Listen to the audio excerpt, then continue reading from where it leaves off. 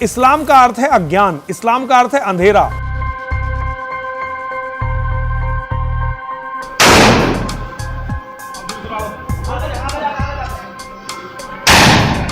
मैं ये चाहता हूं कि भारत की जो भूमि है, ये यहाँ के जितने भी लोग हमारे धर्म के लोग इस्लाम में चले गए थे, वो किसी भी तरह वापस अपने धर्म में आए, अज्ञान से ज्ञान की तरफ आए, असत्य से सत्य की तरफ आए, अहिंसा की तरफ आए, हिंसा छोड़कर। वो लोगों को मारना छोड़ दें, वो जिहाद करना छोड़ दें, वो यहाँ हमें अच्छी तरह खुशहाल रखने वाली हमारी गौ माता को मारना छोड़कर वापस हिंदू धर्म में आए।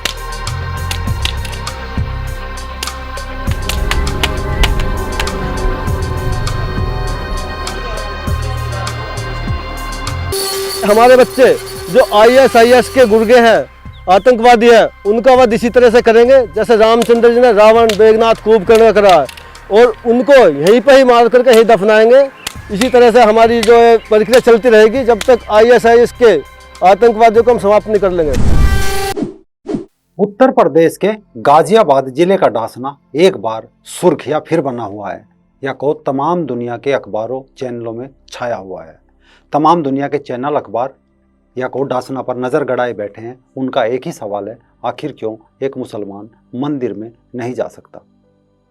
इस मंदिर के महंत है स्वामी यति नरसिंहानंद सरस्वती। तो सबसे पहले उनका एक 4 साल पहला बयान सुन लीजिए, फिर उनका ताज़ा बयान सुनवाएंगे।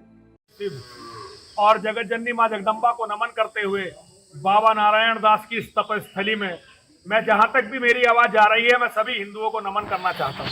जिस मंदिर के तालाब के जीर्णोद्धार के लिए कल वो गए थे, उस मंदिर के गेट पर लिखा हुआ है कि इसमें मुसलमानों का प्रवेश वर्जित है। भारतवर्ष में शायद ये अकेला मंदिर है जहां ये बात लिखी हुई है, और ये बात मैंने वैसे ही नहीं लिखी। मंदिर के अंदर मुसलमानों के गुंडे घुसकर मेरी बहन बेटियों के साथ जो छेड़खानी करते थे, उसके कारण मुझे ये लिखवाना पड़ा। मैंने कोई खुशी से नहीं लिखवाया। मैं मंदिर में कम रह पाता हूं, ज्यादातर इधर उधर घूमने के लिए रहता हूं। अभी कुछ दिन पहले जब योग दिवस मनाया जा रहा था, तब भारतीय जनता पार्टी के नेता और पुलिस के अधिकारी आए थे। तब भी मैंने यही कहा था कि मेरे मंदिर में योग दिवस मना सकते हो यदि तुम किसी मुसलमान को लेकर ना हो। मेरी समझ में यह नहीं आ रहा कि राजनीति को यही क्या जिद है कि वो डासना देवी मंदिर में मुसलमानों को लेकर जाएंगे। मेरी मां के पवित्र तालाब पर, मेरी मां के प्रांगण में उन्हें क्या जिद है कि मुसलमान को ही लेकर जाना। नमस्कार दोस्तों, रंग दे बसंती में आपका एक बार फिर से स्वागत है। मैं हूं राजीव चौधरी। असल में जुलाई 2014 अचानक एक खबर विश्व भर की मीडिया में गूंजने लगी, बिल्कुल ऐसे जैसे अब गाजियाबाद में एक मुसलमान के मंदिर में पानी पीने वाली घटना। ऐसे ही वो घटना भी विश्व भर की सुर्खियां बनी थी कि भारत में एक रोजेदार मुसलमान को रोटी क्यों खिलाई। अब खबर यह है कि एक मुस्लिम को मंदिर में पानी पीने से क्यों रोका गया। यानी तब उसके मुंह में रोटी दे दी थी तो दिक्कत, और अब पानी नहीं पीने दिया तो दिक्कत। दरअसल असली दिक्कत तक कोई जाना नहीं चाहता। जिस लड़के के साथ यह घटना कथित तौर पर बताई जा रही है, उसके पिता है हबीब, जो गाजियाबाद के डासना में इलाके में ही किराए के एक कमरे में रहते हैं। हबीब ने इस कमरे में 9 बच्चे पैदा किए। अब 7 बच्चों के साथ इसी कमरे में रहता है। इसमें गलती किसी सरकार की है, या मंदिर की, या फिर हबीब की। अगर हबीब 1 या 2 बच्चे पैदा करता तो शायद उन्हें घर में ही पानी मिल जाता, लेकिन मुल्ला का इस्लाम भी हबीब को ढोना है, और जनसंख्या बढ़ाकर अपना मुसलमान होने का फर्ज भी अदा हबीब को ही करना है। जबकि मंदिर के गेट पर एक बोर्ड लगा है जिस पर लिखा है कि यह मंदिर हिंदुओं का पवित्र स्थल है, यहाँ मुसलमानों का प्रवेश वर्जित है। आदेश अनुसार यति नरसिंहानंद सरस्वती।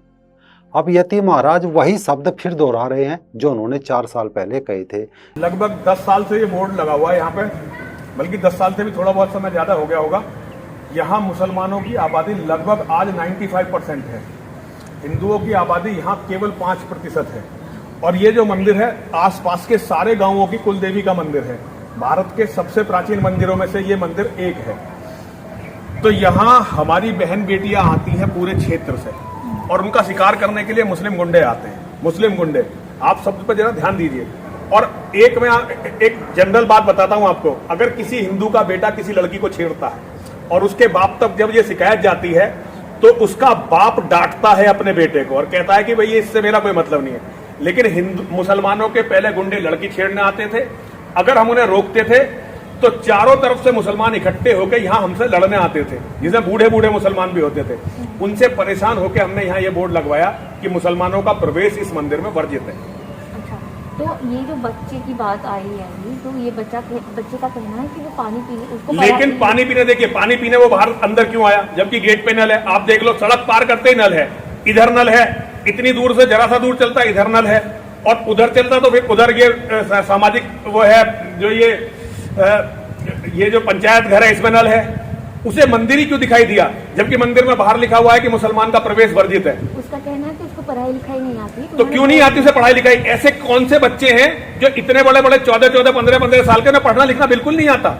तो वे क्यों पैदा हो रहे हैं ये बताओ ना। वो केवल चोरी, डकैती और लूटमार। इस मंदिर में 4 बार डकैती पड़ी मेरे महंत रहते 4 बार डकैती पड़ी। आप लोग इंटरव्यू देने कभी नहीं आए।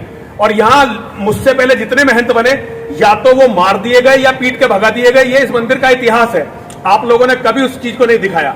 आज एक हम लोग यहाँ पे किसी भी मुसलमान को इस मंदिर में नहीं चाहते, क्योंकि हमें पता है मुसलमान जो यहाँ आता है, मैंने आज सारे मुसलमानों को चुनौती दी है, सारे मुसलमानों को मैंने आमंत्रित किया है, दुनिया के सारे मुसलमान यहाँ आए, मेरी माँ की जो शास्त्रीय सनातन विधि है, माँ की और महादेव की, उससे पूजा करें। मैं उनका सबका स्वागत कर रहा हूं।